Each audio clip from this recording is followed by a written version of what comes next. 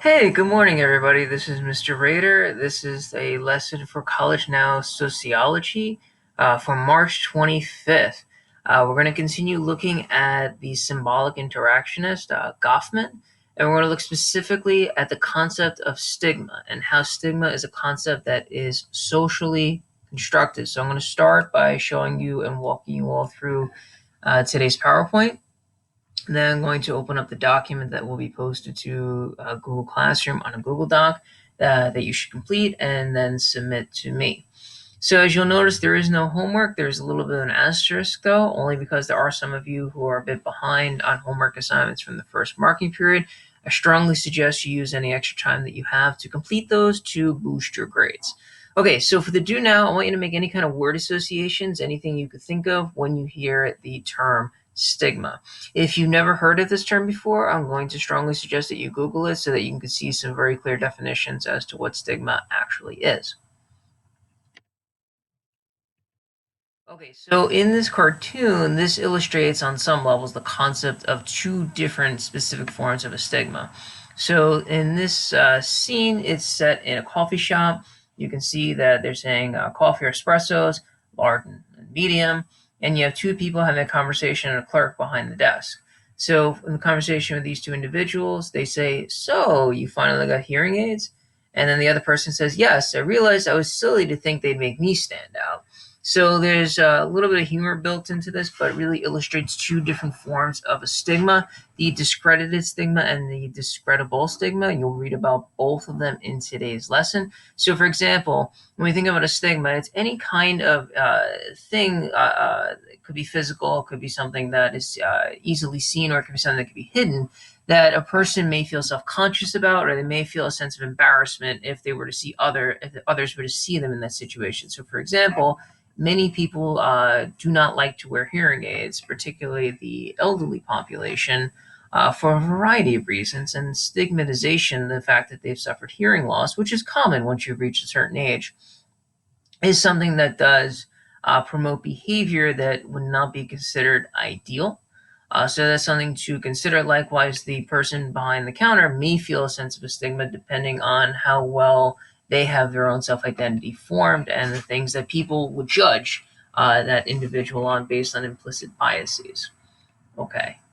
So in the document, you're going to look at the definitions for stigma. I'm going to ask you to take notes in the Google Doc, insert comments into the margins. The two types of stigmas are discredited and discreditable, and the readings do make those clear. These are various forms that stigma could manifest itself, and again, it's based on the interactions that an individual has with others. If others never point out these stigmas, then it isn't something that that a person might internalize as a stigma. In this, you're going to see a letter from a young lady to one of those advice columns about a physical stigma, and really look at sort of the effect or the toll that it has on this young person's mental health. This is the letter itself. It was created in 1933, the day of the locust, Miss Lonely Hearts. And for the summary, there's two questions I'd like you to answer. So, how can we help those with the stigma cope with it, kind of considering the idea of coping mechanisms? And then for the reflection questions, this is really to kind of help me better help you moving forward. So one, how useful are the video presentations, the lessons that we've done so far remotely? What, if anything, would you suggest I change?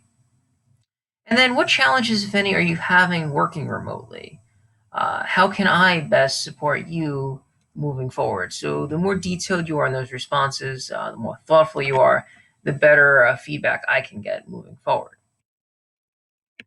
So opening up the document itself, this is what it will look like on your screens, except it'll be in a Google Doc as opposed to Microsoft Word. So we want to consider this concept of stigma, how it is socially constructed. And that's really what's key. It's a social construct through symbols and through interactionism. Okay. We're going to discuss in the reading what the concept of stigma is, if it's a universal norm in society. We'll look at this through the lens of impression management. So again, like with the other documents, make sure you annotate it carefully for three forms of stigma, two types of stigma. So this is Irving Goffman again, 1963, his book Stigma, Notes on the Management of Spoiled Identity. So how does one manage an identity that has quote unquote been spoiled through the lens of others? There are 4 focus questions I'd like you to go through and respond to. And then again, consider what it might look like, what it might feel like as a young person.